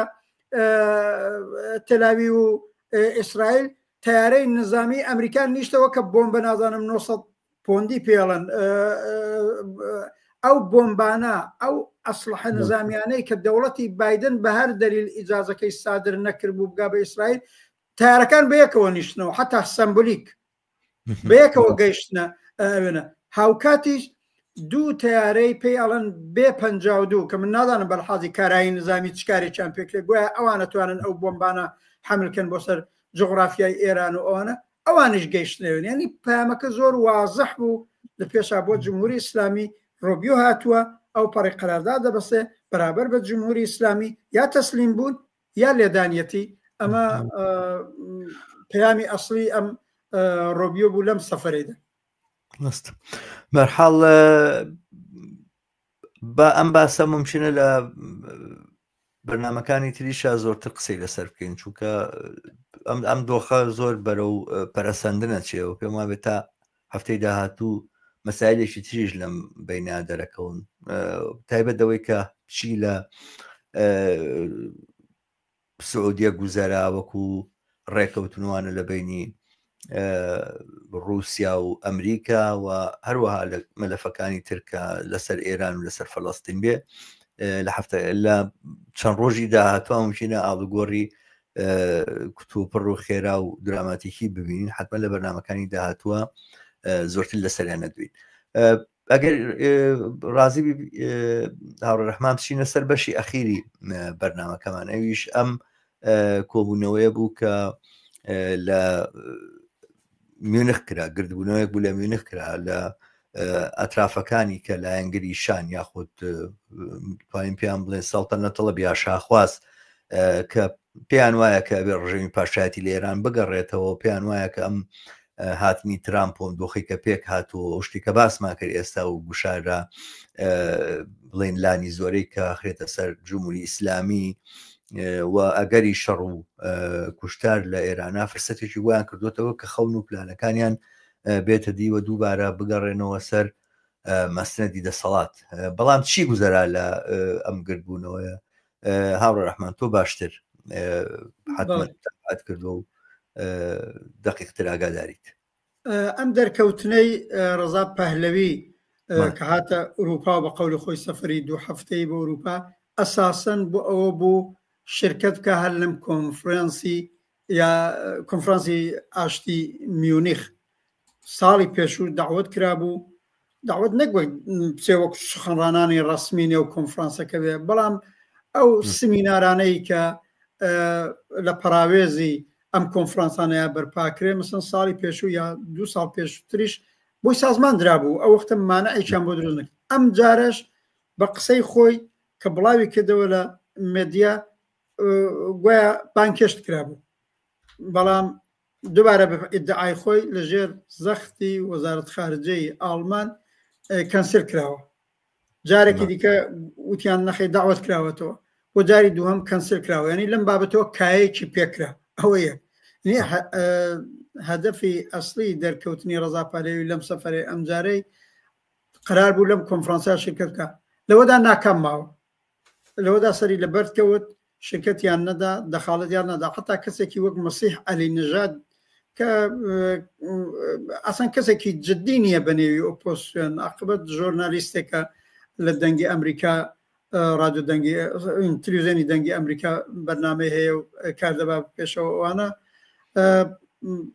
ئەویان دەخاڵەتدا ڕزا پایلێمان ئەمە بۆ خۆی تووڕەی زۆری بە قەولی تۆ شاخوازەکان وە سەڵتەنەت تەڵەما بۆ ئەم کارەکرا بە نظرم بە دوو هۆگەڕێتەوە. یەکەمەوەیە لە دوای ئەو خۆشی جەماوەری دوای قەتڵی ژینا ئەمینی و ئەو سەردەما و پۆستۆنی ڕاز و ئەجملە سەڵتەنەت تەڵاب ئەو بۆ کۆنفرانسی جۆرج تاونیان سازماندا ئەم یەکێ لە پێکەنەرانیان بوو ئەو وەختە هاتو هاوارێکیان بوو دەرکەوت بۆ خودیان وڵاتانی ئەوروپایی و ئەوانەش دەم و دەستگاکانیان کە ئۆپۆسیۆنی ڕاستی ئێران بۆ بەتایبەت لە نێویاندا شاخوازەکان سەڵتەنەت تەڵەبان ئەو پێگە کۆمەڵایەتیان لە نێو ئاخێزی جەماوەری لە نێو خۆشی جەماوەریدا نییە هەر وەختە وردەوە دەلیان کشانەوە من پێیان بە بەشێکی وەیە دەرکەوتووەکە بەتایبەت ڕزا پەهلەوی و دارودەستەیە کە بەیەکیەوە ناوە ئەو جێگات جددیەی نییە بەرعکسی هاتوو هاوار و مێدیای بەدەستەوەیە خودی و تلویزیۆنی ئیران ئینتەرنەشناڵ هەیە تلویزیۆنێکی دەستڕاستی ئێرانیە بە تۆری واقعی بووە بە مێدیای خودی ڕزا پەهلەوی بە قێش هەرواکەن BBC دەنگی ئەمریکا بەڵام ئەوان لانیکەم وەکو ئەم ئیران ئینتەرنەشناڵی دەستڕاستی نین کە تەواو خەریکە چێهرەسازی لێکە ئالتەرناتیڤ سازی لێکە ئەوانە دەنەسە ئەمە هۆیەکی بوو بەشێکیشی ئەوە بوو اتفاقا من پێم وابێ ئەمەی ترامپ هات بۆ باسی دیالۆگ لەگەڵ جمهوری ئیسلامی بەرز کردبەوە شاید وڵاتانی ئوروپاییش بۆ خۆشەمایی لەگەڵ ترامپ کە تۆتەوێت دیالۆگ لەگەڵ جمهوری ئیسلامی بکە ئەوە ئەمە ئیجازە نادەین سەڵتەنەت تەڵەب و ڕزا پەهلەویش بێتە نێو کۆنفرانسی میونیخ ئەمە بۆ خۆی شکستێ ببووی ئەمەیان زۆر لەسەر کەوت سەڵتەنەت تەڵەبەکان بەچی ویستیان جوبرانیکەنەوە ئەوە بوو خۆیان ڕۆژی ئاخر وابزانم ڕۆژی ئاخری کۆنفرانسەکە لە قاعەیەک لە ساڵۆنێک لە شاری میونیخ هەچی سەڵتەنەت تەڵەبە لە ئوروپا کۆیان کردبەوە بیستمانە حتا خەرج و خەرجی سەفەر و هەموو ئەوانەشیان بۆدانەوە بەڵێ لەوێنە جەلسەیەکی بەرپا کرد ظاهرەن ئەحزابی سیاسی ئۆپۆزیسیۆن فقط 4 دانە بە نێو حزب چوون سیانیان هەر سەر بە سەڵتەنەت تەڵەبانە دانەیەکیان کە خۆی بە کۆماری خواز دەزانێ زۆرتر لەوان نزیکە لەوێنە شرکەتیان کرد ینی ئەم نمایشە بۆ جوبرانکردنەوەی ئەو شکستە بووی کە لە کۆنفرانسی میونیخ ڕێگایان نەدا لەوێنە ئەوڵەن زۆرتر دارودەستەکانی خۆی کۆبووە لەوێ بە قسەکان یا ئیتفاقەن پاشەکشەیەکی پێوە دیار بوو لەو ئیدعایانەی زووتر کردبوو ئەخبەتان زۆرێک لە لایەنگرانی بۆ فەزاسازی هەر لەم ئوروپا تحتی نێوی شای ئێمە شارەزا پەهلەوی بەم سیستمە دێنەمەدان ئەو لەوێنە تەزەکوریدا کوتی ئەوە مەڵێن ئێمە ئێجارێ سیستمی حکوومەتی ئێران ئێستا دوای ڕوخانی جمهوری ئیسلامیە بێ بە ڕەفراندومدا بنرێ بزانین ئایا خەڵکی ئێران جمهوریانەوێ یا سەڵتەنەتیانەوێ ئێوە لێستاوە گاگەر شعاری ئەوواڵێن شارەزا شارە کینگ ڕزا پەهلەوی ئەوە لەگەڵ بە قەولی ئەوش پۆزی ئازادی بەیانی لێدا لەگەڵ ئازادی بەیان نایەتەوە نەکاسی چی بوو بە نظر نەکاسی ئەو تووڕەیەکی زۆرە کە لەنێو خودی ئۆپۆسیۆنی بۆرژوایی ئێران باڵی کوماری خواست کە ئەوانیش لە ماهیەتی سیاسەتا تەفاوەتێکی زۆریان لەگە ڕزا پەهلەوی نییە ئەوان بەما دڵناڕەحەتن ئەڵەن تۆ چێرەسازیەکەی تێ خۆت تەحمیل بکەیت ظاهرەن چراغ سەوزێک گڵۆپی سەوزێکی دا بە کۆماری خوازەکانی پرۆغەربی کە ئەوە من تەزەکورمدا و بە لایەنگرام و ئەو کارە نەکەن لەوێ باسیەوەی کرد فعلەن لێستاوە باسی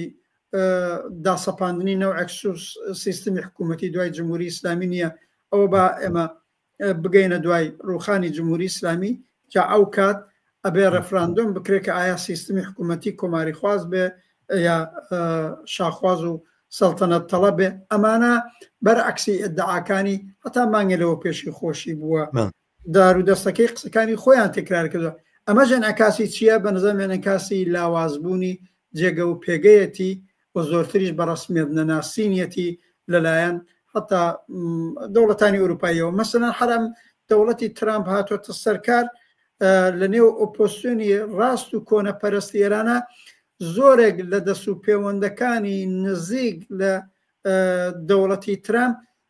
زۆرتر سمپاتیان بە مجاهدینی خەڵقا تا خودی ڕزا پالەویوانە مەسەن لە پۆمپئۆ گرتووە لە جان بۆڵتون کە ئەڵابەتا توانین بڕینەوە زۆر دوورە لە ترامپ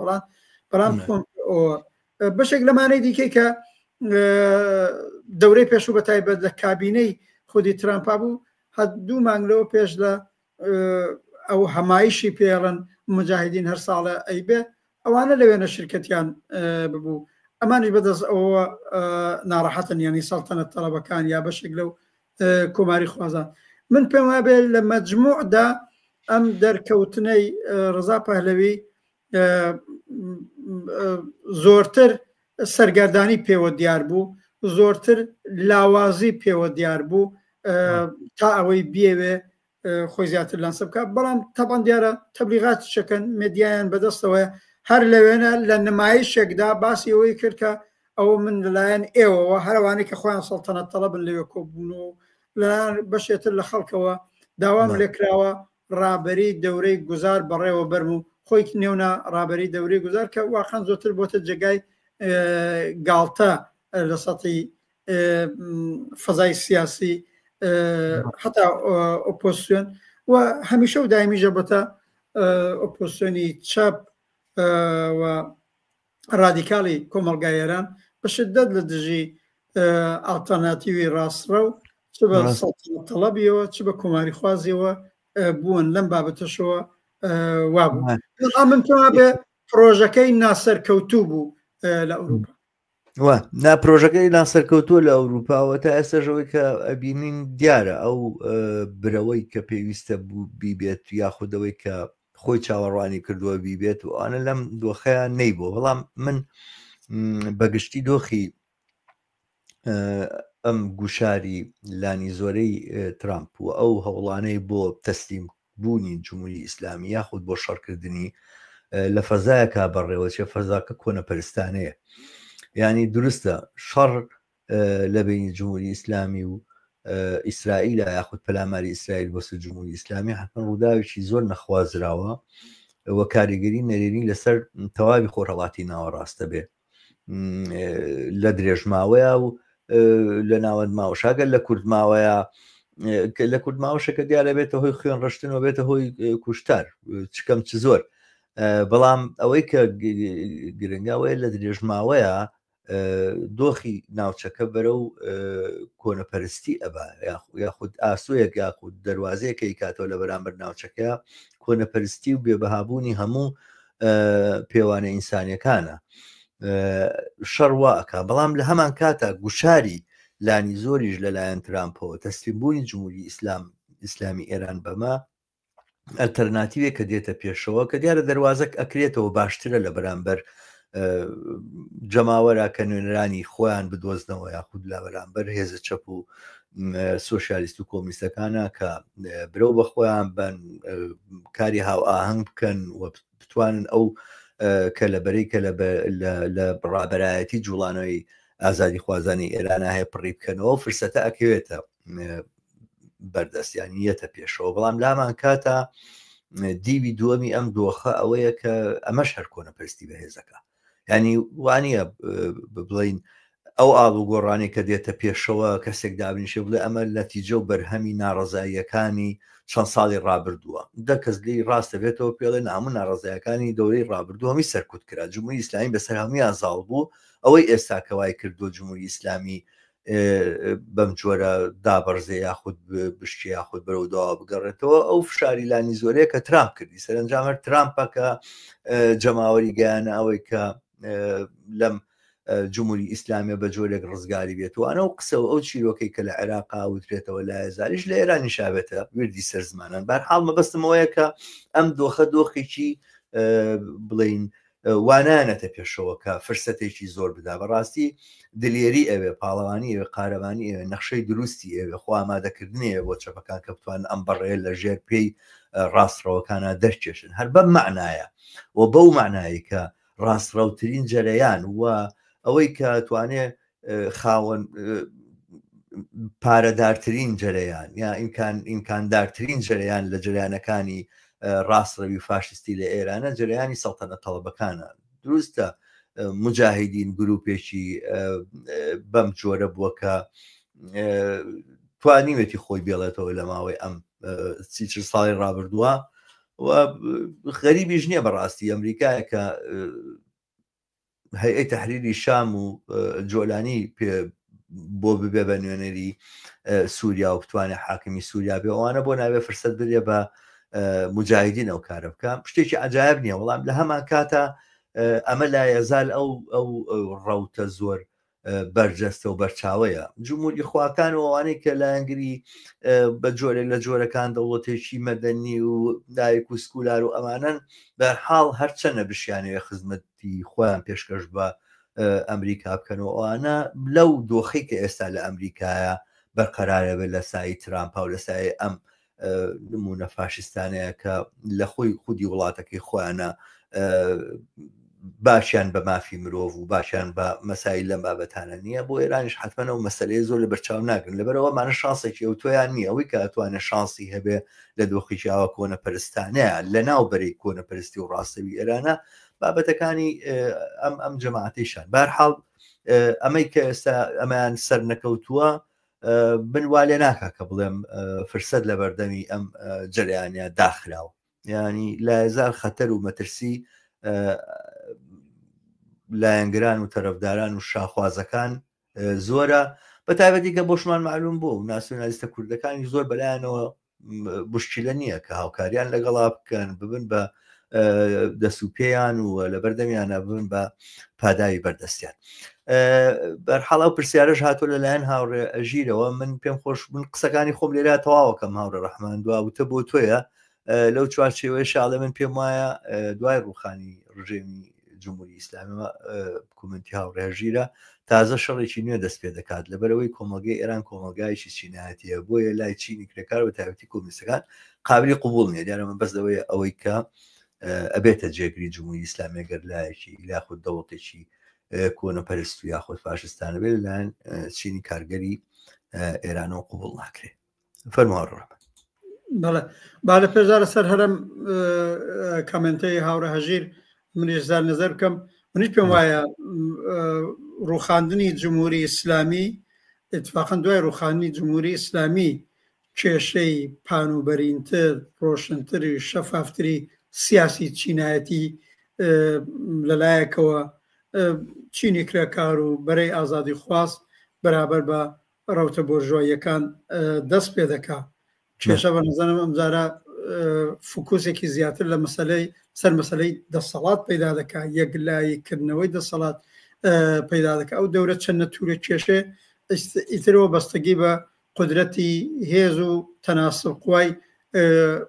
تەرەفەکانی کێشەکەیە لەوانەیە یەک تەرەفیش نەبێ دوو تەرەفیش نەبێت. بەستەجی بەوەیە چینی کرێکاری ئێران بەرەی ئازادی خواز و بەرابەری خواست ئێمە چەپ و کۆمۆنیستەکان بە تێگرات چەندە بە ئامادەگی هەم لە ڕوخانی جمهوری ئیسلامی ڕۆڵمانە بێ هەم بۆ داڕشتنی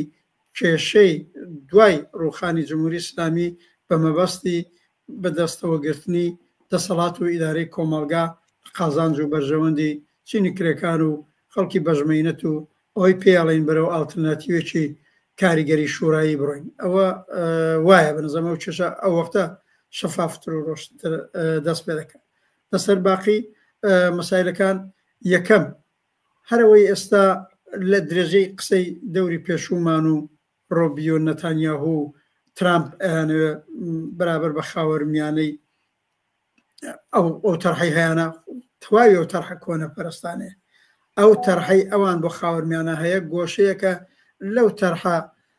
دژی ئینسانی کە ئەگەر بۆیان بکرێ لە کولی جەهان و لە ئوروپاژیانەوێ بەو ڕۆفتە بڕاتە پێشێ هەرچی زیاترە ڕاستترین جەریانات و فاشیستترین جەریانات دەسەڵاتیان بەدەستەوە بێ. عاقبەت خاوەرمیانەی مەوردی نەزەری ئەوان کە بەوەی کات جمهوری ئیسلامیش بە تەسلیم بچێشن یا تێکی بدەن ئەویش ئەوەیە عاقبەت تیا بە تەواوەتی هێژمۆنی ئەمریکا بەسەر ئەو منتەقەیە زاڵە و لە نێویشیدا دەوڵەتی فاشیستی ئیسرائیل هەمە کارە بێ مثلا با من مثالێک لێدەم ڕژیمی سەڵتەنات ڕژیمی محەممەد ڕەزا پەهلەوی پێشڕووخانی لە ئەوجی قدرەتی خۆیان مثلا لە بینی ساڵەکانی 1970 تا 79 ئەو 6 ساڵی آخر ئیتر یەکەمین قدرەتی ئەو منتەقە بوو پیانەوت ژاندارمی منتەقە ئەویان بە دەوڵەتی ئیسرائیل ناوە پێیانەوت ژاندارمی ئەم جارە قرار ژاندارمی منتەقەکە دەوڵەتی ئیسرائیل بێت لەو تەرحی خاوەرمیانەی ئەوانە و تەرحی ئیبراهیم ئەگەر بۆی بچێتە سەر و ئەوانە جا لەو پێدا ئەو سیاسەتانەی ئێستا ترامپ بژاندێتەوە نێوین لە یەک کەلیمەدا کە دەڵێت زەختی لانی زۆر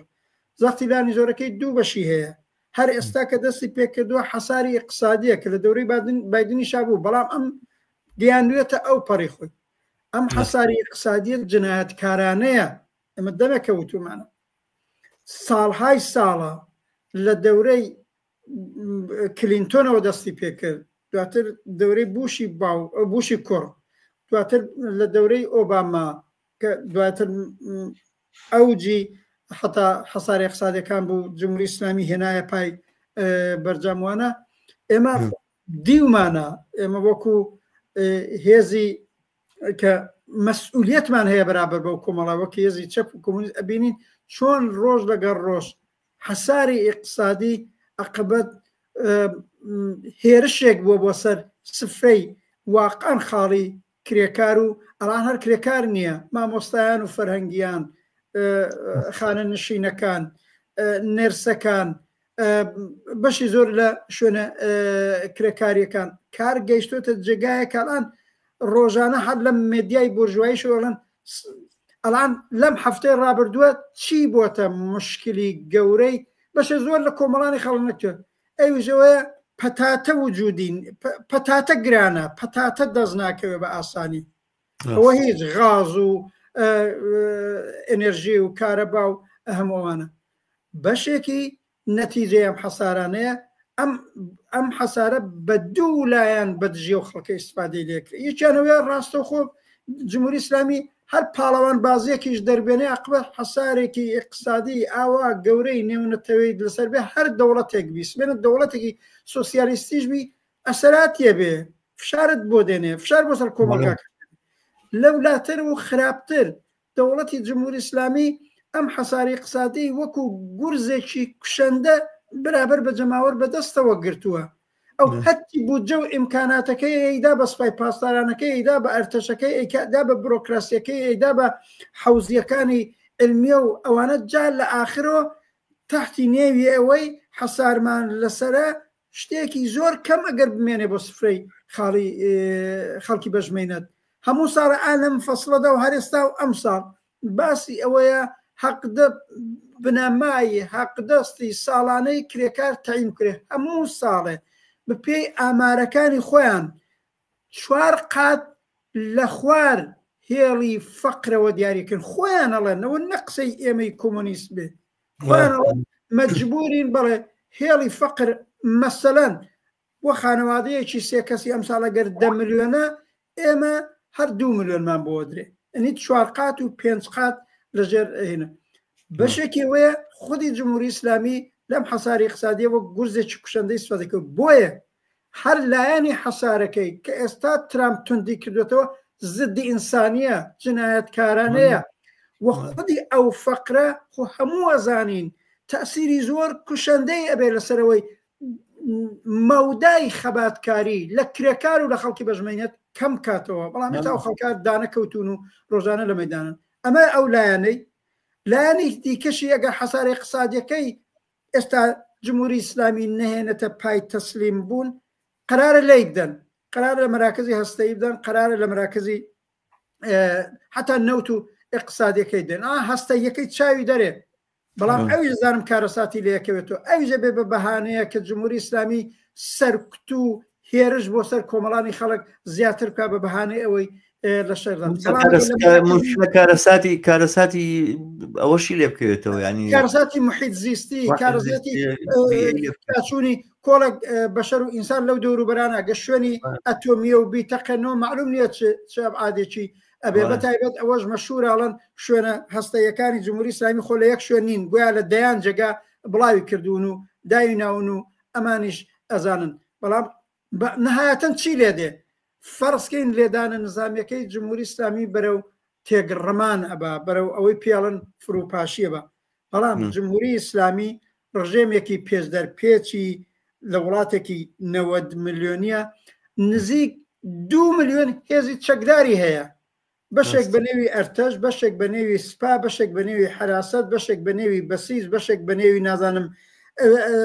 هەیە یعنی ئەم 2 ملیۆنە هەموو ڕۆژە لە شەقامانین لانی کەمیەوەیە هەمیشە و دایم 9 ملیۆنی چەک بەدەست ئامادێ دەی تێگرمانی ئەم ڕژیمە ئەنواع و دار و دەستەی ئیسلامی مسلح بڵاواکەن لە وڵاتەیە ئەوەی ئێمە لێی نیگەرانین سناریۆی ڕەشێکدا سەپێنن بەسەر و کۆمەلگایەدا بۆیە لە هەر بارێکەوە تەمەشای بکەی ئێمەی بەرەی کرێکار و چەپ و ئازادی خوازی ئەو جامعە لە قەدیمەوە تا ئێستا نەتەنیا هیچ دڵخۆشیەکمان بەم زەختی لانی زۆری دەوڵەتانی ئەمریکا و دەخاڵەتەکانیان جا حەساری اقتصادی تا نظامی نییە زۆر بە زەرەری بەرەی خەباتکار و ئەو خۆشە جەماوەریانەیە زانی نمونێکی زۆر سادەی وەختێک بەرجام بەسترا لە ساڵی 96 ئێرانی 2015 بزانم ئەکا وردە وردە دەستی پێکرد دەرەجەیەک لە حەساری اقتصادی کەم بووە ئەزانەی ئاسەوارەکەی بۆ خەباتی کۆمەڵایەتی چۆن بوو هەر بەمانگە دوای ئەوەی پێی ئەڵەندەی مانگی 96 وە زۆر مەشهورە بۆ یەکەم جار 110 شار لە ماوەی هەفتەیەکە خۆشان هاتنە خەیبان هاتنە مەیدان اتفاقا دوایەوە بوو دەرەجەیە زەخت و فشاری حەساری اقتصادی کەم بووە خەڵک بە دەرەجەیەک ئاەکی بۆ نیشتووە حتا ئومێدێکی پەیدا کرد بوو بێتە مەیدان بۆ باقی حەق و حقوقەکەی بۆیە ئێمە لە دژی کولی ئەم پرۆژەی دەخاڵەتگەری ئەمریکا ئیسرائیل خاوەرمیانەی تازیان هەموو بە فاشیزمەکەیانەوە هەین بەڵام کۆمەلگای ئێران کۆمەلگایەکی زیندووە چینی کرێکارێکی سەر زیندوو خەباتکار هەیە بە ئەتساباتی بە ئەترازە هەر دوو ڕۆژی پێشوو لە شوێنەکان کارگەرانی نەوتی ئێران دەستیان کردێتەوە بە ئەتسابات و ئەترازات هەفتە نییە خانە نشینان لە مەیدانە نیە هەفتە نییە پەرستارەکان لەبێ هەفتەنی نییە کە فەرهەنگیان و معلمان بە جۆرێ خەباتیان نەبێت دەبێت ئەم بەشە لە خەباتی کرێکاری و جەماوری بەهێزتر کرێ ڕێکخراوتر کرێ وشیاتر کرێ ئێمەی هێزی چەپ و کۆمۆنیست هەرچێک لە دەستمان بێ ئەبێ بیکەین و تێکۆشین ئەم بەرابێت تەقوێتکەین مهم ئەوەیە بزانین جا ڕەوتی کۆنە پەرستانە بچێتە پەشە یا هەرچیە ئەو ئەوزەعی ئێستا جمهوری ئیسلامی تایە ئەوە نامێنێت تەغیراتێک بەوجودێ ئاڵوگۆڕە بەوجودێ ئەتوانێم ئاڵوگۆڕە زۆر کۆنە پەرستانە بڕاتە پێشێ ئەتوانێم ئاڵوگۆڕە زۆر شۆڕژێرانە بڕاتە پێشێ ئێمە بێت تێبکۆشی ناخرین قسەمەوەی ئێمەی چەپ و کۆمۆنیستەکان ڕابەران و پێشڕەوانی کاریگەری ڕابەران و پێشڕەوانی ئەو خەباتە جەماوەریانە ئێمە تێبکۆشین هەمومان دەست لە ناو زیەک کارێ بکەین ئەم ڕووداوە ئەم ڕەوتە شۆڕەجێرانەیە بەهێز بێ ئەمە جێگیر بێ بۆ ئێستا و ئایندەی کۆمەلگای ئێران دەستخۆش هاوڕێ ڕەحمان بەرحاڵ بابەتەکان زۆرن پێم وایە لە بەرنمەکانی داهاتووە هەموو ئەمانی کە ئەمڕۆ قسەمان لێکردن نتوانن چەند بابەتی تر بکەنەوە بۆ بەرنمەکانی داهاتوومان قسە و باسییان لەسەر بکەین بەتایبەتی وازانویشە لە باسە مهمەکانەوەیە کە چی بەسەر دۆخی کوردستان دێ لەسای ئەم ئاڵوگۆڕانەیە کە لە ناوچەکەیە بڕێوەیە ئەمە هەڵبگرین بۆ بەرنامەی داهاتوومان کە لەو بابەتەوە قسە بکەین و پێم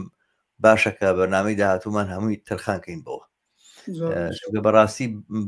باس و بابەتی زۆری دەبێ بکەین هاوڕە شەماڵ ئەوی ژەوەیە لەستاوە تا هەفتەی داهاتوو ئەونا